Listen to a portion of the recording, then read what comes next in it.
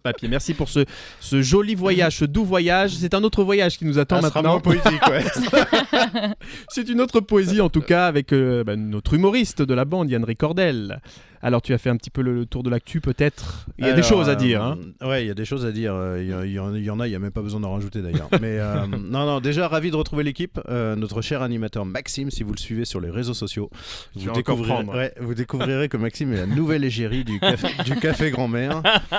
Ou alors c'est pour les matelas et pédas, ou pour les hôtels Formule 1, on ne sait pas vraiment. Mais mettre un pantalon en lin blanc et faire des photos vues de dos après avoir bu 18 cafés, perso, j'aurais pas osé. Chapeau. Ravi de revoir également notre super improvisateur Corentin, dont la mission dans la bande à Maxime consiste à faire la finition mais sans s'occuper du massage au préalable. Non. En gros, c'est le genre à arriver à la fin du coït. Visiblement, les préliminaires, c'est pas son truc. Hé chérie, tu commences, j'arriverai à la fin. Pardon. J'espère que ta chérie n'écoute pas. Non, pas du tout. Ravi de revoir aussi Guillaume Benoît, le patron qui a mis aujourd'hui sa casquette de réalisateur et des fois celle de déménageur vendéen. Et enfin, ravi de revoir également Franck Coty qui a décidé d'assumer sa transition. Très réussi, cela dit.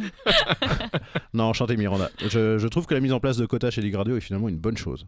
Moi, je suis le quota shower, tu vois. Bref, avant de commencer à parler de l'actu internationale et locale, j'avais envie de commencer par vous raconter un peu mon week-end.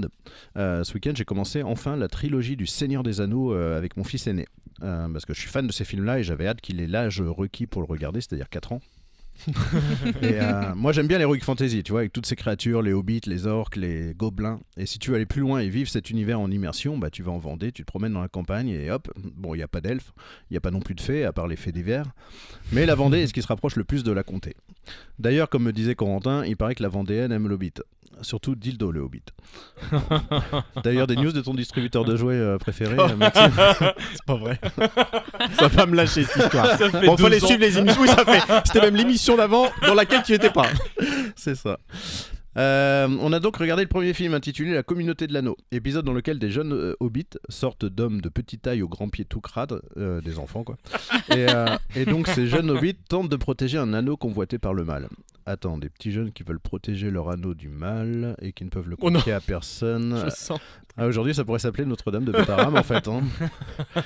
D'autant que si mes enfants vont à l'école privée, c'est parce que grâce aux profs, ils sauront tout de la vie. Bon, là, faut voir la ref. D'ailleurs, je pensais que mon fils serait impressionné en voyant Gollum, mais finalement, il était plus horrifié quand il a vu le visage défait de Marine Le Pen apprenant son inéligibilité. C'est vrai que ça faisait peur à voir, mais tellement plaisir en même temps. Bref, depuis la série Adolescence sur Netflix, je sais pas si vous avez vu cette série incroyable. Bref, depuis la série Adolescence, mon fils ne demande plus à avoir de téléphone portable, ça c'est cool. Et grâce au Seigneur des Anneaux, il pensera désormais à bien assurer ses arrières. Si on habitait dans le Nord, je lui aurais montré Les Dents de la Mer pour refroidir ses envies d'avoir des aventures incestueuses. En parlant du Nord, il y avait un derby Lille-Lens il y a quelques jours au foot, et les supporters lillois avaient un superbe tifo. Alors vous savez, un tifo c'est une animation visuelle généralement organisée par des supporters d'une équipe de foot. Des fois ça se limite à des majeurs levés en air, mais des fois c'est des grandes affiches qui ont de la gueule. Ici la moitié du tifo des supporters lillois était top, mais positionné à l'envers à moitié. Je sais pas si vous avez vu ça. Non. Ce qui fait que c'était illisible. Alors je veux bien qu'on arrête de dire que les nordistes sont des consanguins, mais il y a un moment il faut qu'ils y mettent du leur aussi.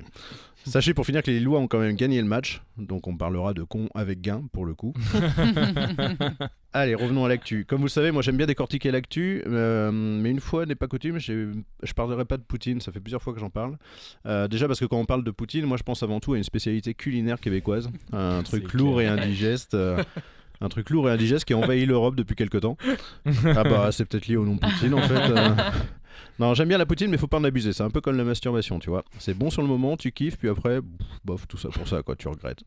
Enfin, cela dit, ça fait longtemps que je me suis pas fait une bonne poutine, alors je ne sais plus. Je ne parlerai pas non plus de Elon Musk, quoique depuis ma dernière chronique, il a fait un salut nazi. Alors lui, il dit que c'était un salut romain. En gros, on pensait qu'il faisait un AVC, mais c'était un AVC César. En fait. Depuis, on a appris que ses actions Tesla avaient chuté, et il est allé se plaindre auprès du gendarme de la bourse, qui lui a dit: si vous pensez que c'est un coup monté, je vous conseille de faire un signalement. Mais en un mot. Bref, revenons à la Vendée. Petit point Vendée Globe tout d'abord. Bon, ça fait plus d'un mois que c'est fini. Oui, hein. Mais je voulais revenir sur notre Belge favori du moment, le navigateur Denis Van Weinberg, dont on attendait l'arrivée lors de ma dernière chronique dans la bande à Maxime et qui, comme prévu, est malheureusement arrivé hors délai. Mais il a quand même fini premier dans cette catégorie, ce qui est une moindre consolation. Car seuls ceux qui arrivent dans les délais ont le droit à une compensation financière. Mais pour cela, il fallait arriver dans les temps. Ce à quoi le Belge a répondu: on m'a dit qu'il fallait que j'accélère pour être dans les temps, mais j'ai jamais trouvé, moi. Il n'y a pas des temps dans l'océan Atlantique. Ouais. En parlant du Vendée Globe, j'ai entendu un reportage à la radio sur le navigateur nantais Sébastien Marcet, que je suis parce que j'ai des origines bretonnes et nantaises. Et ben je suis oui, voilà, c'est ça, je suis originaire du 44, moi aussi. Il a fini 27e de la course qu'il a bouclé en 91 jours. Et bien à peine arrivé, Sébastien Marcet planche déjà sur son prochain projet. Bref, un Marcet, ça repart aussi sec. Toujours dans l'actu en Vendée, le jeudi en Vendée, en Vendée, ouais. Le jeudi 27 mars dernier, j'arrive plus à... Je suis en train de faire Excel Lucas, il nous manque. Le jeudi 27 mars dernier, l'entreprise Franche-Joint a planté à Cugan la Bernardière en Vendée. Cugan, c'est pas le concept de la proctologie, ça. Bref, l'entreprise Franche-Joint a accueilli une visite d'entreprise dans le cadre des rencontres santé-travail en partenariat avec un service de prévention et de santé au travail. Autant dire que les inspecteurs de la santé au travail ont trouvé les employés de Franche-Joint particulièrement détendus et que le stress au travail ne les concerne pas visiblement. Ah, je charrie les Vendéens, mais il y a quand même des jeunes talents, il faut le reconnaître. Ainsi, un jeune lycéen à Chaland a été capable de citer plus de 3000 décimales de pi.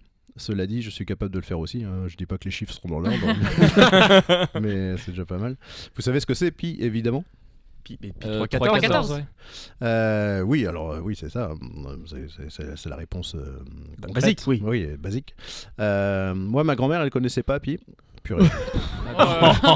Je me fatigue tout seul, c'est la fin de la saison. Pour mémoire, pi est le rapport de la circonférence d'un cercle à son diamètre. Tiens, ça me donne envie de calculer la taille de l'anneau du Hobbit. Allez, je vous laisse là-dessus. Bon, l'avantage de faire de l'enregistrement, c'est qu'on peut couper, mais on coupera rien des deux chroniques.